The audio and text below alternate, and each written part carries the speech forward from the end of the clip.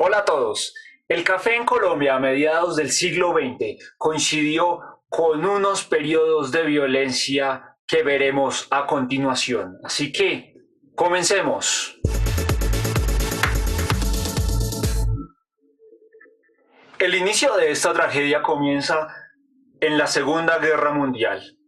Como el mercado europeo quedó completamente cerrado, Colombia ya no podía seguir disfrutando del tratado comercial con uno de sus principales socios anteriormente, Alemania. Entonces, el único cliente grande que quedaba era los Estados Unidos, pero ellos no podían consumir todas las existencias de café que se producían y el café cayó a unos precios de nivel histórico. 8,38 centavos de dólar la libra. El café tiene un aspecto particular y es que los principales productores son países del tercer mundo y los mayores consumidores son países desarrollados o como se llama del primer mundo. En plena Segunda Guerra Mundial, Estados Unidos no se podía dar el lujo de dejarse quitar países aliados para que se fueran a favor del eje. Y es por ese motivo que Estados Unidos firmó con los principales productores de café del continente americano el Acuerdo Interamericano de Café en 1940, que lo que buscaba era, bueno, no podemos consumir todo el café que ustedes producen, pero vamos a buscar la manera de que cada país que produce café exporte unas cantidades determinadas y así mantener unos precios decentes para que ustedes puedan mantenerse económicamente y las situaciones de sus países no se agraven. Y una de las condiciones para que ese acuerdo interamericano de café se implementara aquí en Colombia fue la creación del Fondo Nacional del Café.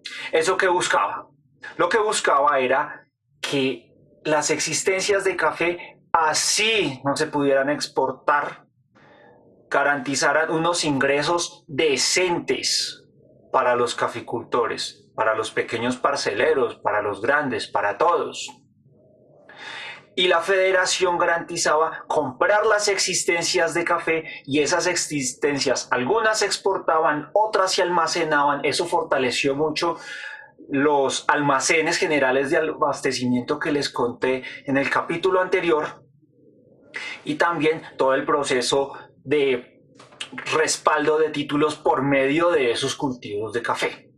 Y adicionalmente salió una particularidad de ese Fondo Nacional del Café y es que una entidad que técnicamente es privada, como la Federación, terminó manejando unos recursos públicos que venían de unos impuestos del café para manejar ese fondo. Una situación muy particular dentro de todos los países cafeteros, algo bastante exótico.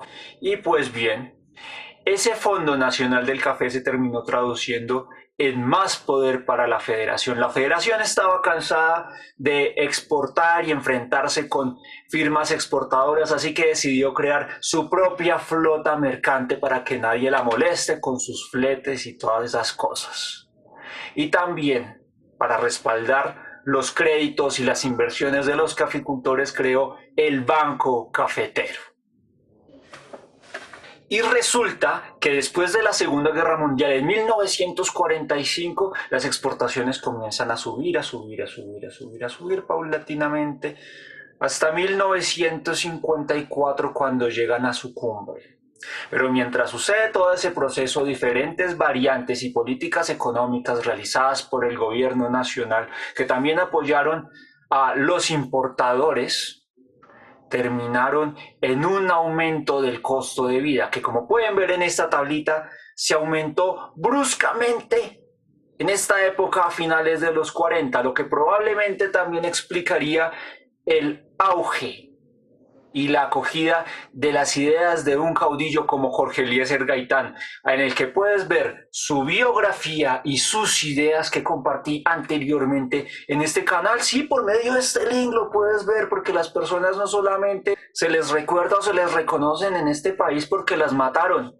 Mira este video. Para muchos es una coincidencia fatal que mientras los precios del café venían en tan buen momento, en Colombia decidiéramos matarnos unos a otros por pertenecer a un partido político o a otro. Ese es el periodo que todos conocen como la violencia.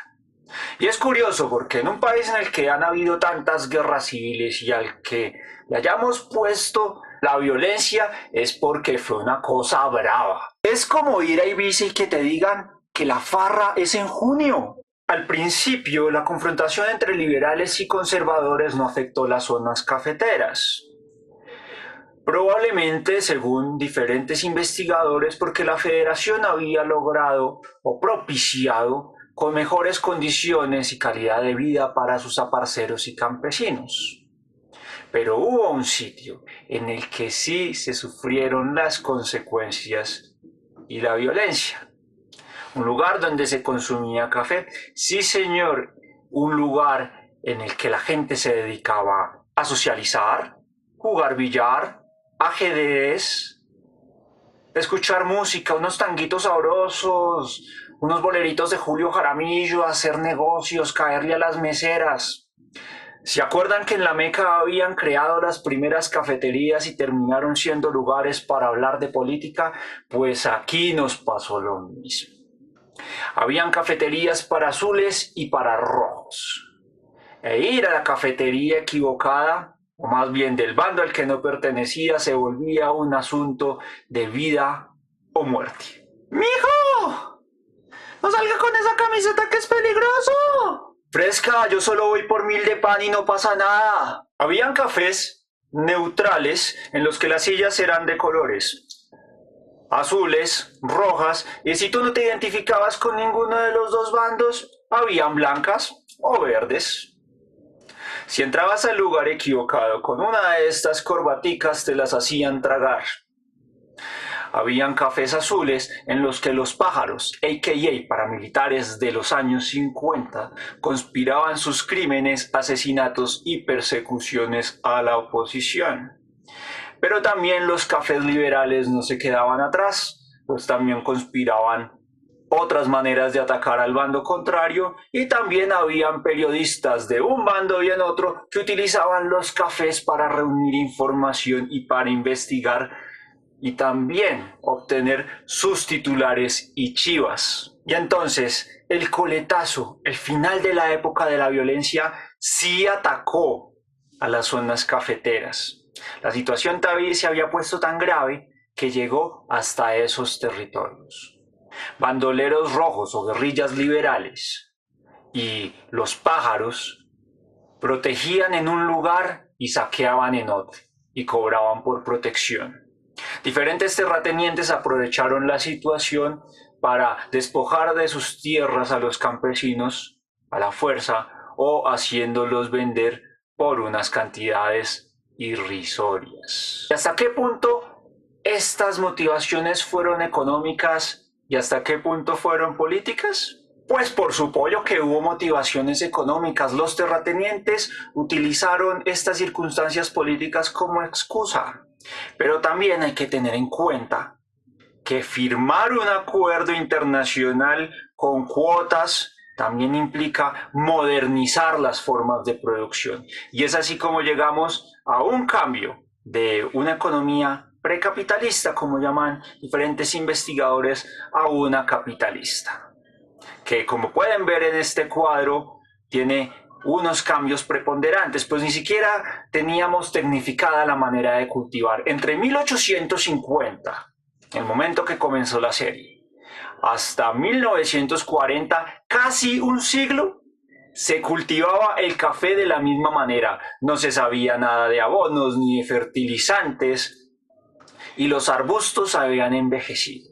Aquí en el cuadro también podemos ver otros cambios, como por ejemplo la baja utilización del suelo, es decir, en una economía anterior el uso extensivo del suelo, pero ahora lo que se buscaba era una mayor densidad de siembra.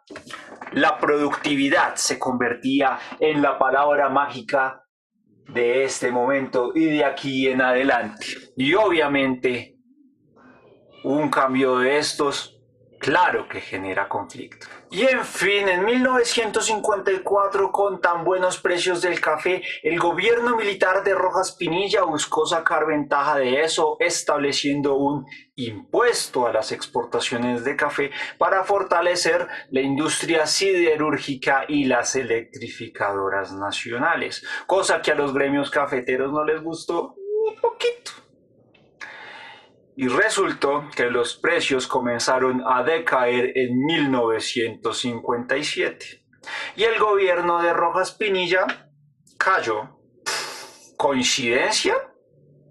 Quisiera ver tus comentarios en la caja sobre esto. Hasta 1962 se comenzarían a levantar relativamente los precios, gracias a un acuerdo en el que Colombia participó con otros países productores de café que ya no solamente eran de América, también eran de África. Ya diferentes países de este continente se habían independizado y producían café. Y estos, con diferentes potencias mundiales, se logró un acuerdo macro y global que originó la Organización Mundial del Café en la Oficina de las Naciones Unidas. Y hasta 1975 veríamos una bonanza poderosísima por una desgracia que le ocurrió a nuestro vecino Brasil con sus heladas, pero esa será otra historia que les contaré luego. En Memoria Colombia, el canal que lucha contra el olvido. Y también tengo preparados otros relatos diferentes al café que les estaré mostrando a lo largo del próximo año. Y no olviden también visitar mi página en Facebook. Pueden contactarme por medio de este correo electrónico y verán así más contenido para conocer y entender nuestra historia. Hasta pronto.